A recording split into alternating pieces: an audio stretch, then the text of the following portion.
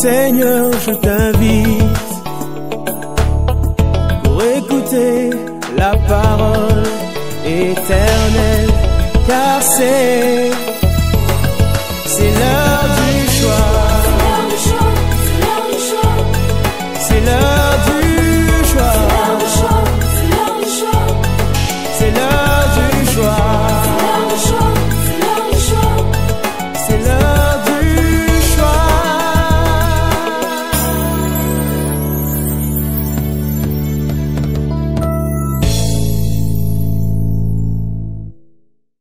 Amen. Amen. Alléluia. La joie du Seigneur, c'est notre force. Amen, amen. Dieu est bon en tout temps. Lorsque les temps changent, Dieu reste bon. Amen. Waouh, quelle adoration, quel moment. Merci, Union musicale. Nous rendons gloire au Seigneur pour sa présence. Amen. Romains chapitre 12, 1 à 2. Nous retrouvons ce texte. Romains chapitre 12, 1 à 2, je vais lire pour nous tous. Je vous exhorte donc, frères, par les compassions de Dieu, à offrir vos corps comme un sacrifice vivant, saint, agréable à Dieu, ce qui sera de votre part un culte raisonnable. Ne vous conformez pas au siècle présent, mais soyez transformés par le renouvellement de l'intelligence, afin que vous discerniez quelle est la volonté de Dieu, ce qui est bon, agréable et parfait. Amen. Proclamons ensemble Matthieu 6, 9 à 10. Notre Père qui es aux cieux, que ton nom soit sanctifié, que ton règne vienne, que ta volonté soit faite sur la terre comme au ciel. Amen. Bon appétit. Voilà, je disais, nous retrouvons ce texte que nous avons décortiqué il y a plusieurs dimanches déjà de cela. Et là, nous sommes, bien-aimés, dans notre 6e série. Non, 6e message de cette série. Voilà. 6e message sur ce même texte. Et nous continuons avec les sous-thèmes de « Afin que vous discerniez quelle est la volonté de Dieu ». Amen. Nous disons « Afin que vous discerniez quelle est la volonté de Dieu ». 6. Afin que vous discerniez quelle est la volonté de Dieu. 6. C'est dans les grands thèmes, sur terre comme au ciel. Amen. Discerner la volonté de Dieu. Voilà ce que le Seigneur nous recommande, frères et sœurs. Et nous avons dit qu'il y a des éléments qui nous permettent d'y parvenir. Nous pouvons discerner la volonté de Dieu. Mon frère, tu peux discerner la volonté de Dieu. Tu n'es pas appelé à tâtonner, tu n'es pas appelé à évoluer dans les tâtonnements, non. Tu dois marcher droitement, correctement, sur des chemins de la volonté de Dieu. Un bon amen. Amen. Tu es appelé à cela, je suis appelé à cela.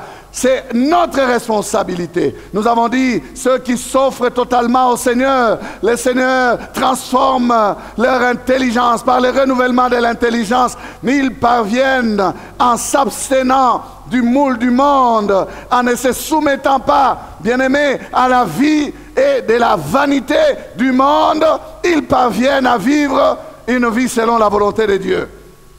Amen. C'est tout un processus. Et ça marche pour ceux qui se soumettent et qui se donnent au Seigneur. Premier élément, la parole de Dieu. Deuxième élément, le Saint-Esprit. Troisième élément, les dons spirituels. Quatrième élément, les signes. Nous pouvons voir la volonté de Dieu, même au travers des signes. Et le dernier message, nous disions, nous devons discerner quel temps il fait à l'horloge de Dieu, parce que tous les signes qu'il nous a donnés de son réseau sont en train de s'accomplir un à un. Non pas tous au même endroit, mais à divers endroits. Le Seigneur attestant sa parole, qui ne ment jamais. Ce monde n'ira jamais de meilleur à meilleur, ou de meilleur à meilleur, ou du pire au meilleur. Non, mais le monde ira de mal en pire. C'est lorsque les hommes diront paix et sécurité qu'une ruine soudaine les surprendra. Voilà ce que dit la Bible. Elle dit, instruisez-vous par ces paroles. Instruisez-vous. Prenez l'image du figuier. Lorsque vous voyez ses feuilles devenir vertes, sachez que la saison est en train de changer. Et lorsque vous verrez toutes ces choses se réaliser, relevez votre tête, car votre délivrance est proche. Amen. Il n'a pas donné le temps, mais au moins il a donné les signes. En étudiant les signes, vous pouvez savoir dans quel temps nous sommes. Amen. Il a dit, personne ne connaît le jour ni l'heure. Nous avons parlé de cela. Alors aujourd'hui, nous avançons avec le 5e point. Quel est le 5e élément? C'est la conviction intérieure. Amen. Confessez-la avec moi, dit, conviction intérieure. La conviction intérieure. Un autre élément important, un autre élément qui nous conduit, frères et sœurs, à connaître la volonté de Dieu. Cet élément est à l'intérieur. Si les signes peuvent être à l'intérieur et à l'extérieur, ben, ici la conviction intérieure, c'est dans les cœurs. Dans les cœurs du croyant, dans sa vie même, au centre de sa vie même, dans notre cœur. La conviction, c'est l'effet que produit dans notre esprit une preuve évidente. Nous avons quelque chose que nous tenons pour certitude, c'est qu'elle produit en nous cette sorte de fermeté ou de détermination qui naît de ce que nous comprenons d'un fait ou d'une vérité. Cela naît dans notre cœur.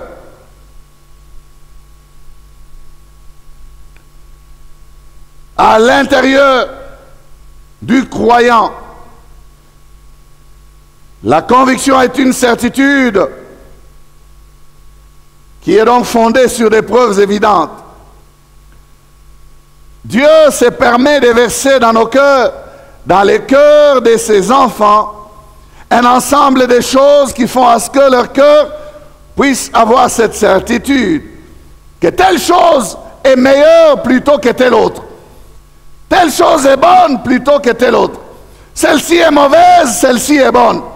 Dieu verse dans nos cœurs des éléments qui nous permettent de discerner des choses de cette manière-là. Nous avons une certitude que ça c'est bon, ça c'est pas bon. Dieu verse cela dans nos cœurs. Il verse cela dans nos cœurs. Peut-on expliquer ce mécanisme, bien-aimé? Comment cela se passe? Comment est-ce que je peux être sûr que c'est Dieu qui verse ça dans mon cœur? Je ne sais pas expliquer. Je ne peux pas vous expliquer, bien-aimé, que vous vous réveillez un matin, vous avez une course à faire, et puis tout d'un coup vous vous dites non, c'est mieux que je reste à la maison aujourd'hui parce que je sens dans mon cœur que quelque chose ne va pas aller. Comment est-ce qu'on peut expliquer ça? Non, vous sentez, vous ressentez. Amen. Vous voulez faire un voyage, et puis non, vous annulez le voyage, vous vous dites non. Je sens dans mon cœur que je ne suis plus convaincu de partir aujourd'hui, ou de partir, ou de bouger ces temps-ci. Tout comme le contraire est possible. Vous n'aviez pas envie de vous déplacer, mais tout d'un coup, vous commencez à avoir un fardeau. Non, il faut que je parte, il faut que je voyage, il faut que je voyage. Ça peut aussi être possible. Amen. Dieu peut verser ces choses dans nos cœurs. Dieu est capable de verser des convictions fortes, bonnes, merveilleuses dans nos cœurs. Le Saint-Esprit, n'est-ce pas que c'est lui qui convainc de péché? S'il peut convaincre de péché, il peut aussi convaincre de faire certaines choses qui sont bonnes pour la gloire de Dieu. Amen. C'est pour cela qu'une bonne coopération avec le Saint-Esprit est bénéfique à tout chrétien. Soyons, bien-aimés, connectés à la pensée de l'Esprit. Laissons le Saint-Esprit nous conduire. Et du reste, c'est un ordre, c'est une recommandation. Marchez selon l'Esprit et vous n'accomplirez pas les désirs de la chair. Vous voyez, ce sont des désirs. Il y a beaucoup de désirs dans le cœur de l'homme. Il y a beaucoup de choses qui bouillonnent dans le cœur de l'homme. Mais lorsqu'il est spirituel, il peut puiser, il peut choisir, il peut comprendre, saisir, recevoir la pensée de Dieu. Amen. Parce que coopérant avec le Saint-Esprit. Philippiens 2,13. Car c'est Dieu qui produit en vous le vouloir et le faire selon son bon plaisir. Amen. C'est Dieu qui produit en nous le vouloir et le faire selon son bon plaisir. Donc comme à lui Dieu veut, comme ça lui plaît, il va envoyer le vouloir et le faire dans le cœur de frère X dans tel domaine et il envoie dans la sœur Y dans tel autre domaine selon que ça lui plaît lui, selon son bon plaisir. Dieu est tellement puissant qu'il produit ces choses dans les cœurs. Il produit en nous. Dieu produit en nous le vouloir. Ça veut dire, des fois, quand je dis je veux, cela peut venir de Dieu. Et je ne dis pas toutes les fois. Je dis certaines fois, quand je dis je veux faire quelque chose pour... Je veux aller à tel endroit. Je veux m'aider. Des fois, ça peut venir de Dieu. Pas toutes les fois, attention, des fois. Il produit en nous le vouloir. Il ne se limite pas à produire le vouloir. Parce qu'il y a beaucoup de gens qui ont des désirs. Lorsque Dieu produit le vouloir, le verset est clair. Il produit aussi le faire. Ça veut dire Dieu donne aussi la capacité d'exécution du vouloir. Est-ce que tu es avec moi? Ça veut dire que Dieu va te rendre aussi capable de faire ce que tu veux. Parce que ce que tu veux, ça vient de lui. Ce n'est pas un désir charnel. Je vais mettre quelqu'un en garde ici. Attention, Dieu ne produira pas en toi le vouloir et le faire dans le péché. Non. C'est pour des choses qui sont pour sa gloire. Des choses qui le glorifient. Il produit en nous le vouloir et le faire selon son bon plaisir. Imaginez, Dieu peut-il se mettre à se plaire du mal? Non. Dieu peut-il se mettre là dans une position où il va se plaire des mauvaises choses que nous allons faire? Non. Il met en nous le vouloir et le faire, c'est que nous allons faire des choses qui vont lui plaire.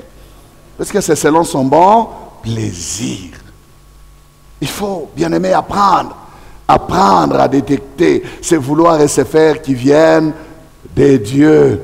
Il les produit en nous. Et tout à l'heure, j'ai parlé d'une coopération avec le Saint-Esprit. Amen.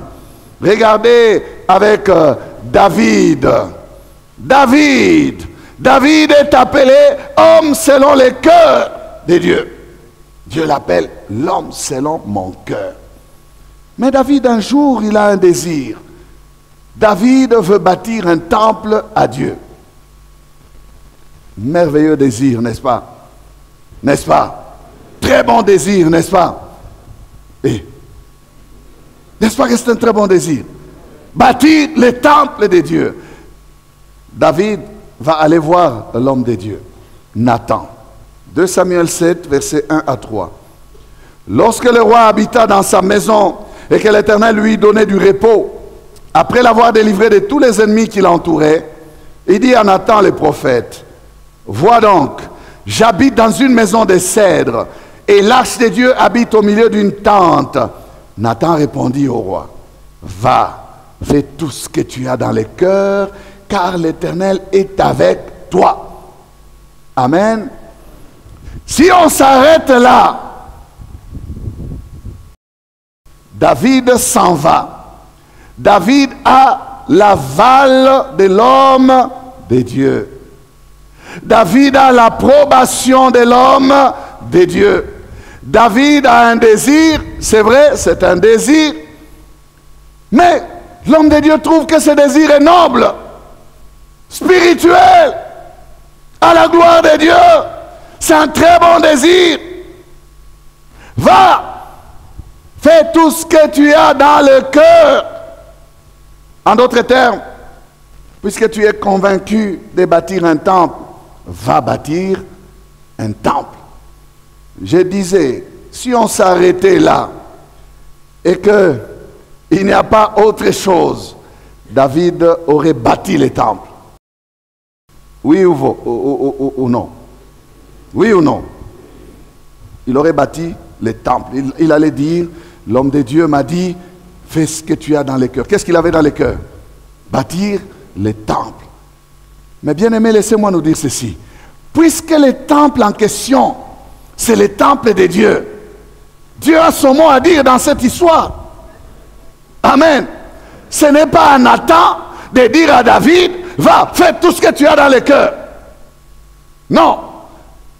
Nathan, c'est vrai que tu es prophète. Nathan, c'est vrai que tu es serviteur. Nathan, c'est vrai que tu me sais, je t'ai appelé, tu es mon serviteur. Mais Nathan, c'est pas à toi qu'on va bâtir les temples, c'est à moi qu'on va bâtir les temples. Donc Nathan, laisse-moi m'exprimer. Nathan rentre chez lui. Lisez la suite maintenant. Je disais si on s'arrêtait là, mais on ne s'arrête pas là, on lit la suite. Lisez la suite. En réalité, ce que Nathan avait dit, Nathan était allé vite en besogne. Il est allé vite en besogne. C'est une expression.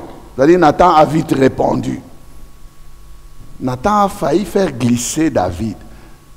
Mais comme les temples, c'était les temples de Dieu. Vous savez, Dieu est merveilleux. Hein? Dieu pouvait laisser David bâtir les temples, dépenser tout l'or et tout l'argent et toutes les histoires du temple, et arriver à la fin, Dieu lui dit, David, qui t'a demandé de bâtir les temples, moi je n'entrerai pas dans ces temples-là. Quel gâchis! Mais Dieu dit, j'ai un mot à dire, David c'est mon serviteur, Nathan c'est mon serviteur. Bien-aimé, faites attention. Une petite parenthèse. C'est vrai que tu peux avoir besoin de l'accord de l'homme de Dieu. Il y a des gens qui mystifient les hommes de Dieu, qui les déifient. Non, non, ce sont des hommes de Dieu. Il y a homme. Et tout ce qui est humain est faillible. Nathan a dit, va, fais tout ce que tu as dans le cœur. Mais la même nuit, Dieu les récupère. Dieu récupère Nathan.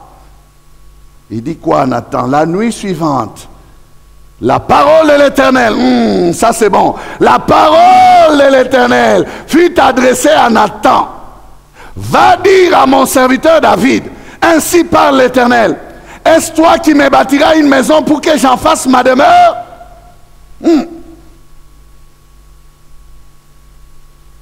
Juste ces deux versets-là. La suite, nous allons prendre ça dans la bouche de David. Nathan va lui dire des choses. Mais écoutez, quand David va être devant celui qui va bâtir le temple, David raconte cette histoire. Pourquoi est-ce que Dieu l'a empêché de bâtir? En fait, Dieu stoppa Nathan dans son zèle. Nathan, tu as donné l'accord, mais tu n'étais pas en mesure de donner l'accord. Il fallait me consulter. La parole de l'Éternel fut adressée à Nathan. J'aimerais dire à quelqu'un ici que la parole de l'Éternel est supérieure à tes désirs, à tes convictions, à ce que toi tu penses.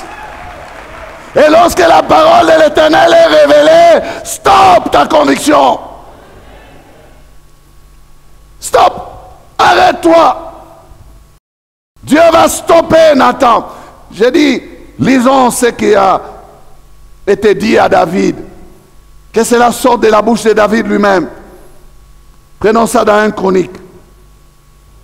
Vous pouvez la lire dans 2 Samuel 7, cette pensée, mais vous pouvez, celle des 2 Chroniques, 1 Chronique 22, a d'autres paroles, d'autres propos que 2 Samuel ne nous donne pas. 1 Chronique 22, 6 à 10. Écoutez. David appela Salomon son fils et lui ordonna de bâtir une maison à l'Éternel, le Dieu d'Israël. David dit à Salomon, mon fils, j'avais l'intention de bâtir une maison au nom de l'Éternel, mon Dieu. J'avais l'intention. Mais la parole de l'Éternel m'a été ainsi adressée. Qu'est-ce qui m'a stoppé? La parole de l'Éternel m'a été ainsi adressée. Tu as versé beaucoup de sang et tu as fait de grandes guerres. Tu ne bâtiras pas une maison à mon nom. Tu ne bâtiras pas une maison à mon nom. Car tu as versé devant moi beaucoup de sang sur la terre. Voici, il te naîtra un fils qui sera un homme de repos et à qui je donnerai du repos en le délivrant de tous ses ennemis d'alentour. Car Salomon sera son nom, et je ferai venir sur Israël la paix et la tranquillité pendant sa vie. Ce sera lui qui bâtira une maison à mon nom. Il sera pour moi un fils, et je serai pour lui un père. Et j'affermirai pour toujours le trône de son royaume en Israël. Amen. David avait à cœur. David avait le désir. David était convaincu. David avait l'intention. David avait la conviction. Mais Dieu les stoppa par sa parole. Dieu les stoppa. Avoir le désir, c'est une bonne chose. Avoir la conviction, c'est une bonne chose. Vous pouvez même confondre votre désir au désir de Dieu. Vous pouvez même confondre votre conviction à la pensée de Dieu. Mais il faudrait rechercher la pensée de Dieu véritable. Il faudrait rechercher la parole de Dieu. Je peux dire que David avait le vouloir, qui peut être confondu au vouloir versé dans son cœur par Dieu. Mais David n'a jamais reçu le faire. On est là? Selon Philippiens 2,13 que nous venions de lire.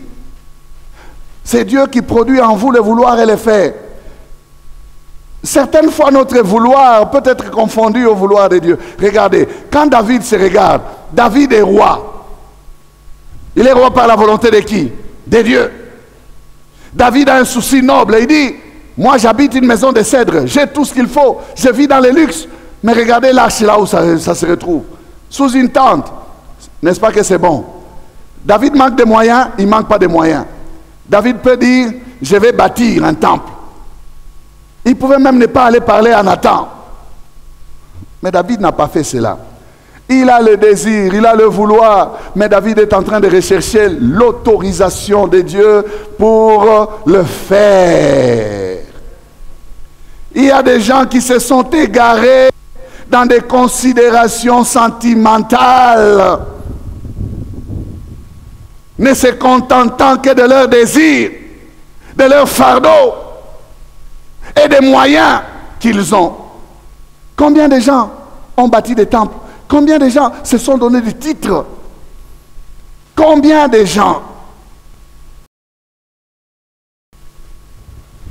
Combien de célébrités du monde qui se sont convertis tout simplement parce qu'ils étaient des stars dans le monde, se sont retrouvés aussi des prédicateurs de l'évangile directement, sans aucune formation.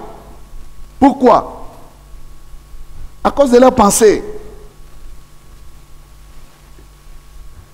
Je parle de désir. Ne se préoccupant même pas de l'accord, de l'approbation de Dieu. Et bien souvent, ces personnes ne sont pas condamnées. Non, c'est nous, serviteurs de Dieu, qui sont à plaindre. Parce que c'est un grand, et qu'il s'est converti, et qu'il est de mon église, et qu'on brandit ces gens comme des trophées. Et on les expose. Certains ont commis même des bêtises terribles. Pourquoi? Parce que élevés rapidement alors qu'ils n'étaient que des bébés spirituels. Élevés rapidement à cause de leurs moyens. Bien aimé, ce n'est pas une question de moyens, c'est une question de l'accord de Dieu. David n'avait pas l'accord de Dieu, pourtant il avait les moyens. Salomon n'a pas rempli les critères pour construire les temples. Salomon ne s'est pas inquiété d'avoir des richesses pour bâtir les temples. Non, c'est David qui a entassé. Lisez l'histoire. C'est David qui avait le matériel, qui avait la richesse, qui avait tout ce qu'il fallait. Il avait tout préparé. Mais David n'avait pas l'accord de Dieu. Tu ne fais pas, tu ne fais pas. Dieu ne t'approuve pas. Quelle que soit ta conviction, quels que soient les désirs et quelle que soit ta position. Il y a des gens qui ont forcé les chemins. Ils ont usé du forcing. De toutes les façons, qu'est-ce que vous pouvez me faire? J'ai des moyens. Ah, je vais aller commencer. Il force, il va construire. Ça serait un temple vide. Un temple sans l'accord de Dieu. Sa présence ne serait pas dans ce temple-là, bien-aimé. David a été stoppé. Il lui manquait le fer. Tu peux avoir le vouloir, mais recherche le fer de Dieu. Curieusement, il y a des gens qui ont les deux, mais qui sont distraits. Ils ne comprennent pas que Dieu a mis déjà dans leur cœur le vouloir et le faire. Il faut aussi la foi pour s'élever et commencer. Hein, ça, c'est l'équilibre. Dis à ton voisin, ça, c'est l'équilibre. Parce que Dieu est capable de créer le vouloir et le faire selon son bon plaisir. Mais est-ce que tu as déjà discerné que toi tu as le faire et le vouloir et le faire? Si tu l'as, mais obéis à ton Dieu. Amen. On peut avoir la conviction, être sûr de son désir, être même ferme, déterminé, et pourtant être hors circuit, hors réseau. Dieu n'est pas avec toi. Tu as la conviction. Bien-aimé, nos convictions doivent être fondées sur la parole de Dieu et non sur notre intelligence. Nos convictions ne dépendent pas de nos moyens. Ce n'est pas parce que David est riche qu'il peut se permettre de bâtir. Ce n'est pas question de bâtir, c'est question de plaire à Dieu. Et combien d'œuvres sont des œuvres où Dieu n'est pas? Parce que l'homme s'est précipité à les faire selon sa volonté.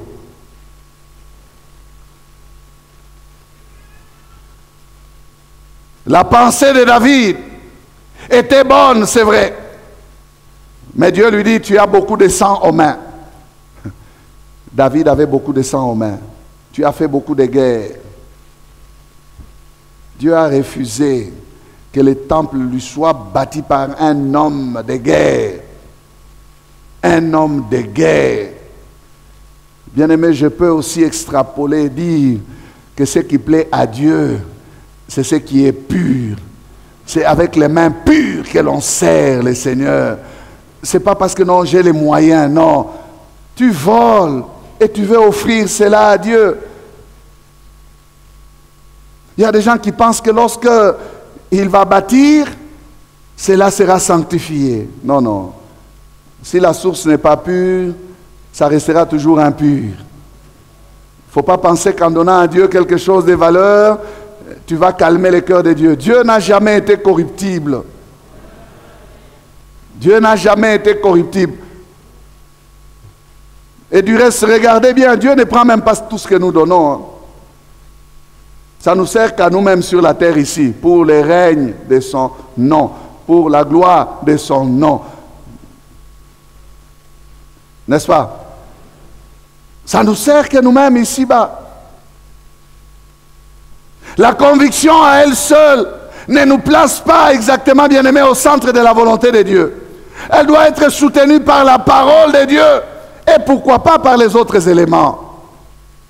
N'oubliez pas, nous avons déjà parlé de ce principe. Ne vous fiez pas à un seul élément pour dire « c'est fini ». Non, mettez les autres éléments à côté. Je suis convaincu, c'est vrai, mais que dit la parole de Dieu? Est-ce que l'Esprit de Dieu est en harmonie avec moi? Est-ce que les signes peuvent être aussi donnés pour que je me rassure davantage que je dois avancer?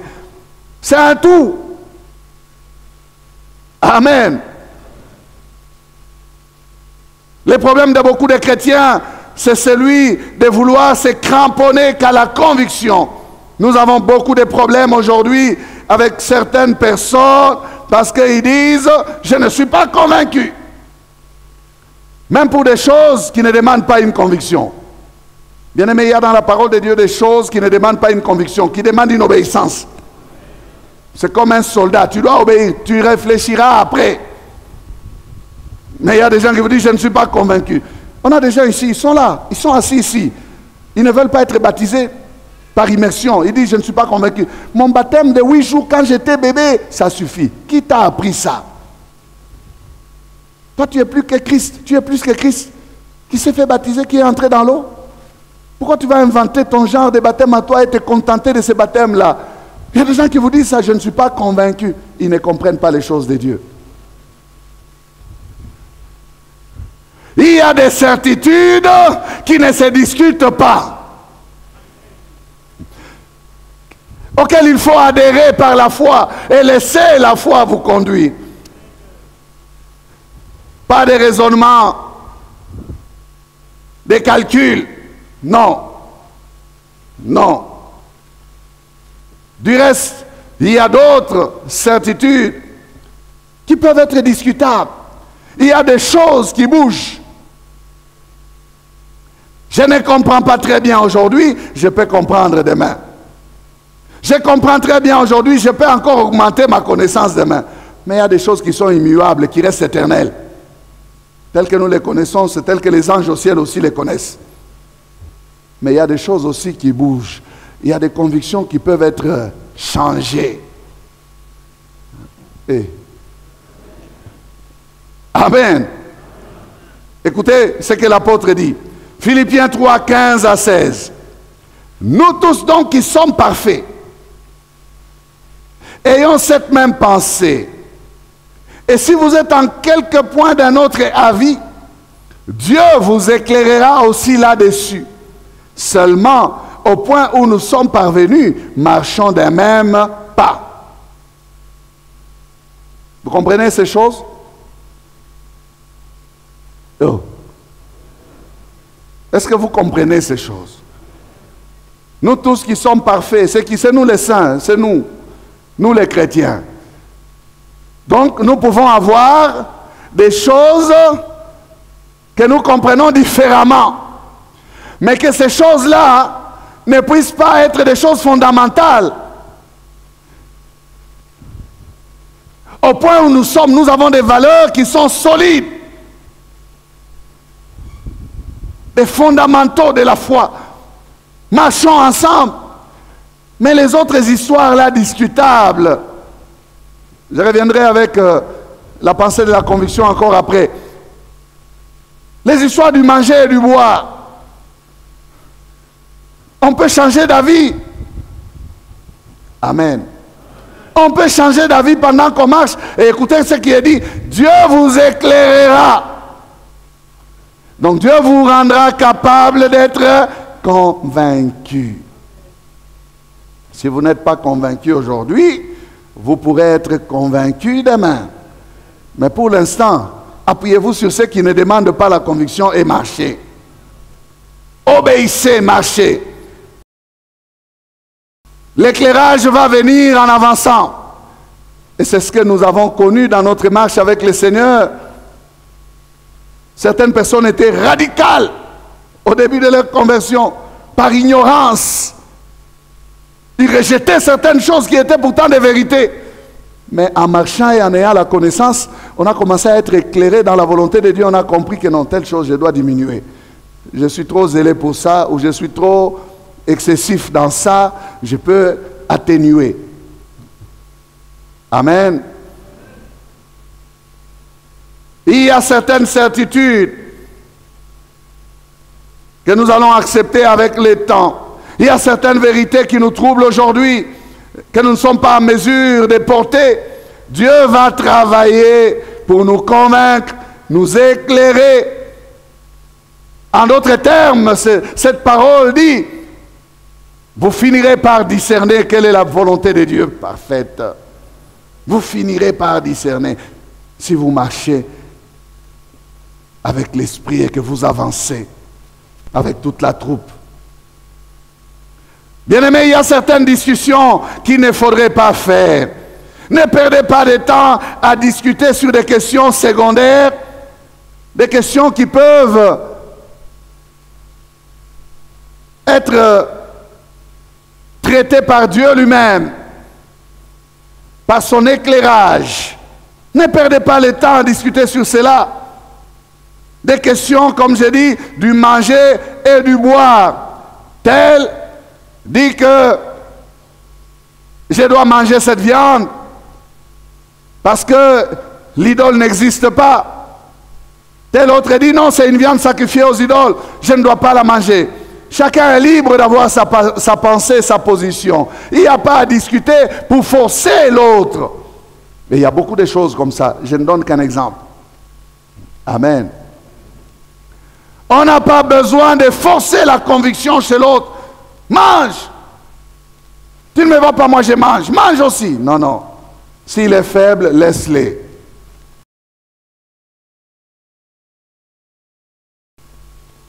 Et c'est dans ce contexte que ce verset que nous aimons beaucoup et que nous utilisons souvent a été placé. Tout ce qui n'est pas fruit d'une conviction est péché. C'est dans le contexte des choses secondaires. Ce n'est pas dans le contexte des vérités établies. Parce qu'il y a des gens qui utilisent ça. Oh, tout ce qui n'est pas fruit d'une conviction est péché. Tu me pousses à pécher, tu m'imposes ça. Moi, je ne suis pas convaincu. Oh. Il faut connaître aussi le contexte de ce texte. Romains 14, 22 à 23. Cette foi que tu as, garde-la pour toi devant Dieu. Heureux celui qui ne se condamne pas lui-même dans ce qu'il approuve. Dans ce qu'il approuve. Mais celui qui a des doutes au sujet de ce qu'il mange est condamné parce qu'il n'agit pas par conviction. Tout ce qui n'est pas le produit d'une conviction est péché. La conviction ici, frères et sœurs, devient la preuve de notre harmonie avec nous-mêmes. Être d'accord avec sa conscience, ne pas faire parce qu'ils m'ont demandé de faire. Je fais parce qu'ils m'observent, non. Ou je ne fais pas parce qu'eux ne font pas, non. Je dois être convaincu de ce que je fais. Et ici, j'insiste encore, c'est dans des choses discutables, secondaires, pas dans des choses de doctrine salutaire. Non!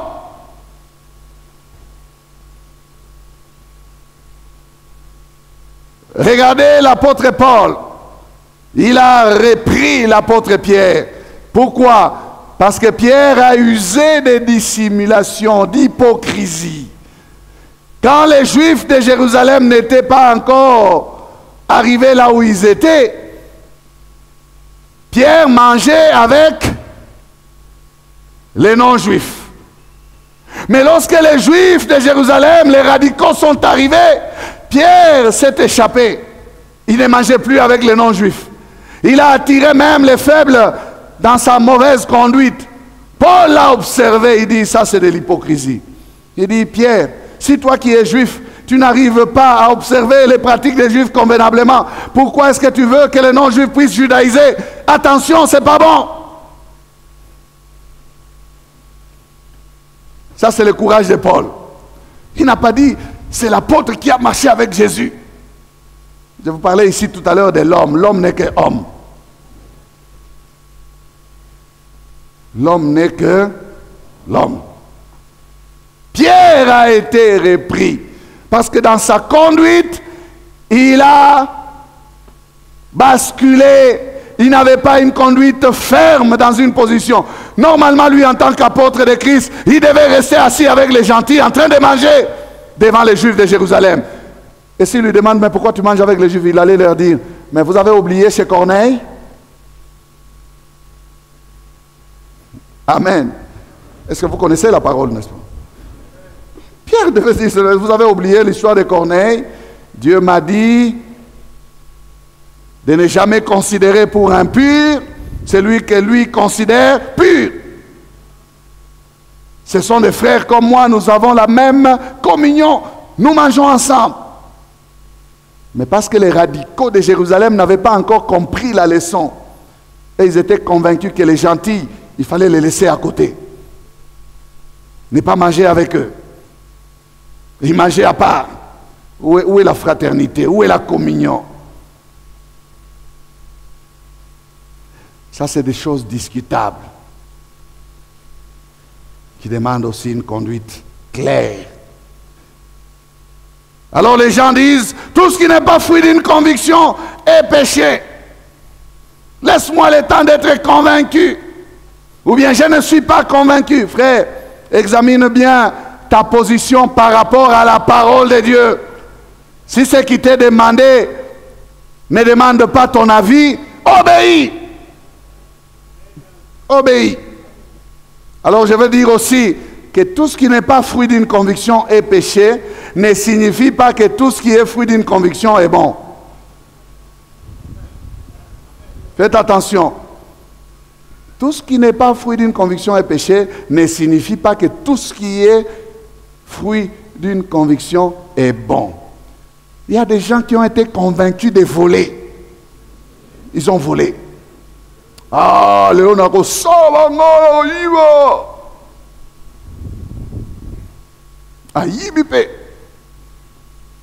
n'est-ce pas?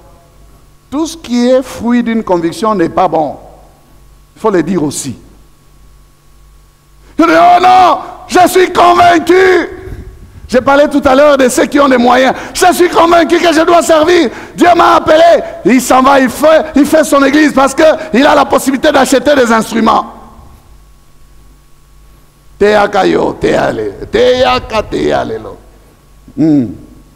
as la possibilité d'avoir les instruments, mais est-ce que tu as les ministères? Bien aimé, dans cette matière, personne ne s'attribue cette dignité par lui-même. Il faut qu'il soit appelé de Dieu. Et être appelé aussi ne signifie pas qu'il faut être appelé et commencer. Il y a la formation, il y a l'équipement, il y a le témoignage des autres. Nous devons constater le ministère en toi. N'est-ce pas? Oh, je suis convaincu que c'est le temps de Dieu. Mais tu n'as pas d'équipement. Des bagages, des dépôts, tu n'as pas. Ce n'est pas le temps.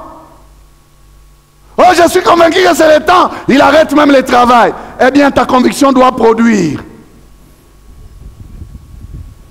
Ne commence pas à nous demander de l'argent. Puisque c'est Dieu qui t'a appelé, que tu as dit que c'est le temps. Ne nous demande rien.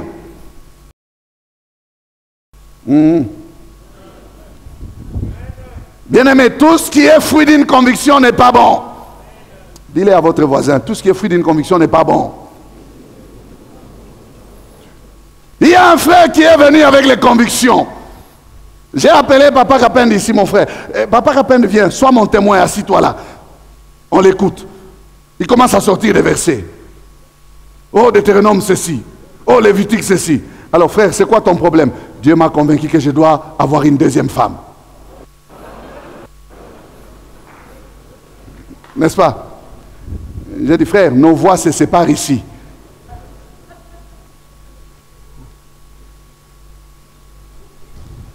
Il prêchait ici, il prêchait ici. Frère, ce n'est pas parce que vous êtes convaincu que c'est vrai. Ce n'est pas parce que vous êtes convaincu que c'est bon. Non. Oh, je suis convaincu. Frère, tu es convaincu? Oui, je suis convaincu. Convaincu, mais hors circuit. Convaincu, mais dans le mal. Convaincu, mais dans le péché. Ce n'est plus bon. Ce n'est pas bon.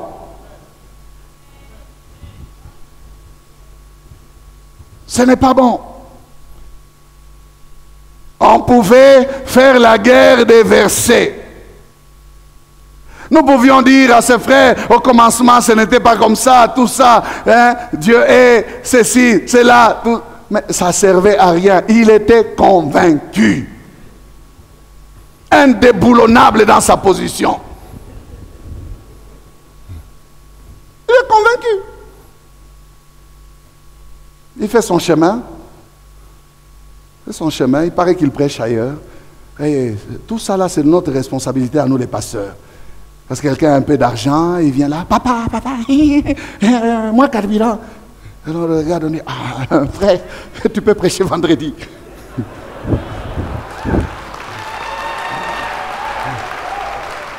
Ça c'est quoi ça? Quel ministère ça dans le péché? Pas de ministère du tout. Amen. Oh, je suis convaincu. Tu peux être convaincu, mais hors circuit. Je suis convaincu. D'ailleurs, j'aimerais dire, si toi tu es convaincu, c'est déjà bien, mais il faut convaincre Dieu aussi. Si toi tu es convaincu, est-ce que Dieu est convaincu? Il faut convaincre Dieu aussi. Ne reste pas convaincu seul. Non, convainc aussi Dieu. Si Dieu n'est pas convaincu, toi tu dois céder. Ce n'est pas Dieu qui va céder. Tu n'arrives pas à convaincre Dieu. Et Dieu, on va le convaincre par quoi? Par sa parole. Quand on regarde la parole, si elle nous contredit, on n'a pas convaincu Dieu. On doit arrêter, on doit céder. Et il faut avoir l'humilité de reconnaître et dire, Seigneur, j'étais sur une mauvaise voie. Ramène-moi sur la voie de l'éternité. Ramène-moi. Amen. La volonté de Dieu versée dans nos cœurs crée des convictions véritables. Mais les convictions de nos cœurs, sans la volonté de Dieu, créent des frustrations. Et il y a beaucoup de gens qui sont dans des frustrations parce qu'ils n'ont que des convictions, mais sans la volonté de Dieu. Frustrés, rien ne marche. Ça n'évolue pas, malgré qu'il est convaincu. C'est un militant convaincu et convaincant, mais à côté, sans la volonté de Dieu. Dans l'erreur, frustré toute une vie, toute sa vie, frustré. Et trop de gens sont frustrés à l'église. Pourquoi? Parce qu'ils confondent leurs pensées, les pensées de leur ego à la volonté de Dieu. Dieu dit que mes pensées ne sont pas vos pensées. Vos voix ne sont pas mes voix. Pierre pensait que c'est bon de défendre Jésus pour dire, à Dieu ne plaise, tu ne mourras pas. Mais Jésus lui a dit, tes pensées ne sont pas des pensées de Dieu. Et il croyait que il est un bon militant, un militant convaincu. Jésus, nous on va te défendre. Mais Dieu l'a brisé. Il a dit aujourd'hui même, avant que les coqs ne chantent, toi, tu me rénieras 3 fois. Avant que les coqs ne chantent, tu me rénieras. C'était pour lui apprendre que sa force ne pouvait pas aider Dieu. Quand on est venu arrêter Jésus, il a pris l'épée, il a coupé une oreille. Jésus a remis l'oreille à la place. Il dit, Pierre, ton militantisme là ne nous aide pas. Si je ne meurs pas, vous ne serez pas sauvés. Tu cherches quoi toi? Tu veux m'arrêter pour que je n'accomplisse pas la volonté de Dieu? Pierre devait comprendre. Bien aimé, tu peux être convaincu, mais à côté. Tu dépenses, tu fais des efforts. Alléluia. Militantisme stérile. Militantisme stérile. Jésus a remis l'oreille à la place. Nous avons beaucoup de personnes frustrées. Pourtant, c'est Dieu qui crée le vouloir et le faire selon son bon plaisir. Je terminerai avec cette histoire de Jonathan. Jonathan a eu un serviteur qui l'a encouragé. Le serviteur n'était pas prophète. Mais le serviteur a compris que la conviction de Jonathan venait de Dieu. Jonathan a eu à cœur de monter vers là où étaient les troupes des Philistins pour les attaquer. Il dit ceci: peut-être l'Éternel agira pour nous, car rien n'empêche l'Éternel de sauver au moyen d'un petit nombre comme d'un grand nombre. Celui qui portait ses armes lui répondit: fais tout ce que tu as dans le cœur. Voilà, lui aussi il a entendu cette parole. Fais tout ce que tu as dans le cœur. N'écoute que ton sentiment. Me voici avec toi pour te suivre. Me voici avec toi prêt à te suivre. Nous sommes dans 1 Samuel 14, 8e verset. Eh bien, dit Jonathan, allons à ces gens et montrons-nous à eux. S'ils nous disent arrêtez jusqu'à ce que nous venions à vous, nous resterons en place et nous ne monterons point vers eux. Mais s'ils disent montez vers nous, nous monterons, car l'Éternel les livre entre nos mains. C'est là ce qui nous servira de signe.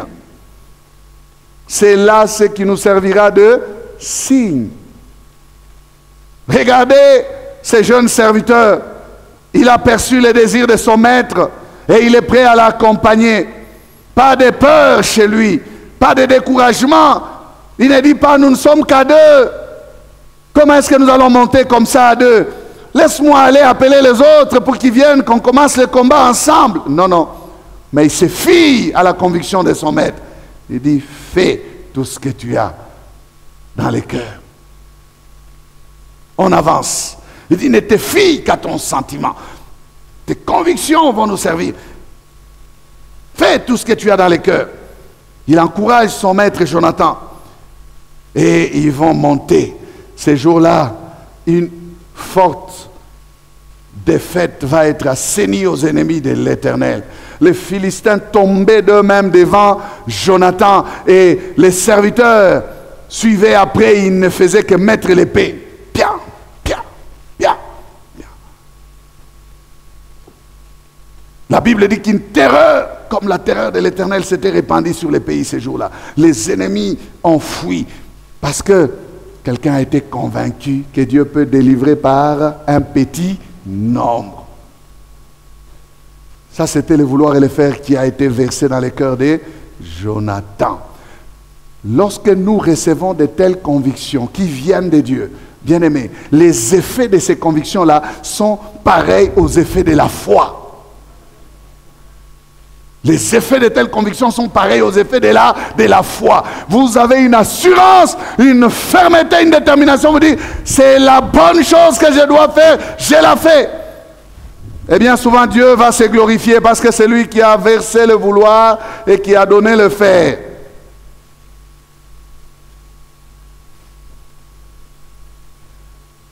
Souvent aussi, ces convictions intérieures fortes s'accompagnent d'une paix. Vous sentez que vous êtes en paix, vous êtes en harmonie avec vous-même. Vous êtes dans les bons. Foncez, frère. Psaume 84, verset 6. Heureux ceux qui placent en toi leur appui. Ils trouvent dans leur cœur des chemins tout tracés. Vous voyez? C'est parce qu'ils s'appuient sur le Seigneur que celui-ci peut tailler dans leur cœur des chemins. Bien-aimés, appuyons-nous sur le Seigneur. S'appuyer sur Dieu, c'est s'attendre à Dieu. S'appuyer sur Dieu, c'est compter sur Dieu. C'est dépendre de Dieu. Lorsque nous dépendons de Dieu, le Saint-Esprit devient pour nous le bulldozer qui fraye le chemin. La Bible dit, ils trouvent dans leur cœur des chemins tout tracés. Tu ne vas pas t'égarer. Parce que tu t'appuies sur le Seigneur. Tu tiens la main de Dieu et Dieu tient ta main. Tu arriveras à destination. Amen. Que Dieu bénisse sa parole.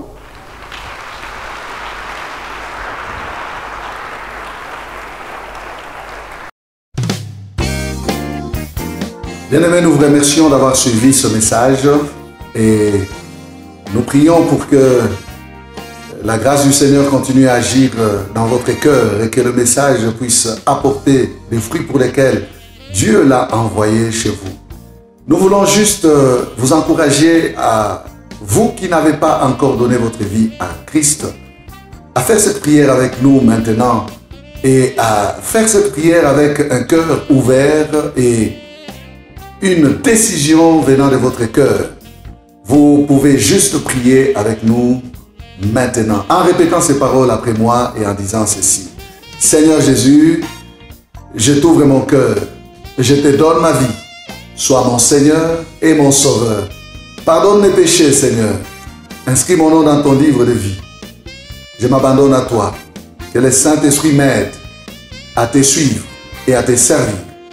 Merci pour la nouveauté de vie et merci pour, Seigneur, au Dieu de gloire, l'obéissance à ta parole que tu crées en moi. Parce que c'est toi qui crées le vouloir et le faire selon ton bon plaisir. Je te dis merci.